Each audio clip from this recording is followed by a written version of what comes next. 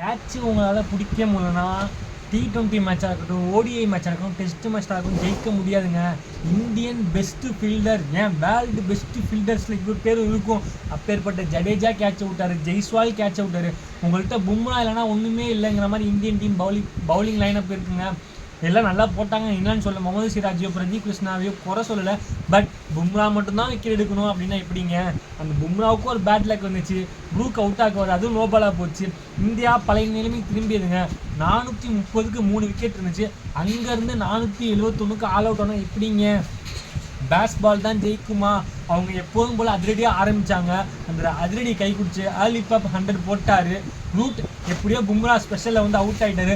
Suppose ரூட்டுன்னு இருந்தால் என்னென்ன நடந்திருக்கலாம். இந்த மேட்ச் எதை நோக்கி போயிட்டுருக்கு? டிராவை நோக்கி போயிட்டுருக்குன்னு நேற்று சொன்னேன், நான் இன்றைக்கி அதை வாபஸ் வாங்கிக்கோங்க. எனக்கு தெரிஞ்சு இங்கிலாந்து வந்து அவங்க கையை ஓங்க ஆரம்பிச்சிட்டாங்க. இதுலேருந்து இந்தியா மீட்டணும்னா அவங்க ஃபீல்டிங் பவுலிங்லாம் கன்னாக இருக்கணும். அடுத்த வீடியோவில் பார்ப்போம், டே 3ல் பார்ப்போம் என்ன மேட்ச் நடக்குதுன்ட்டு. இந்த வீடியோ பிடிச்சா லைக் பண்ணுங்கள், கிரிக்கெட் பார்க்கலாம் மறக்காம சப்ஸ்கிரைப் பண்ணுங்கள். Thank you guys.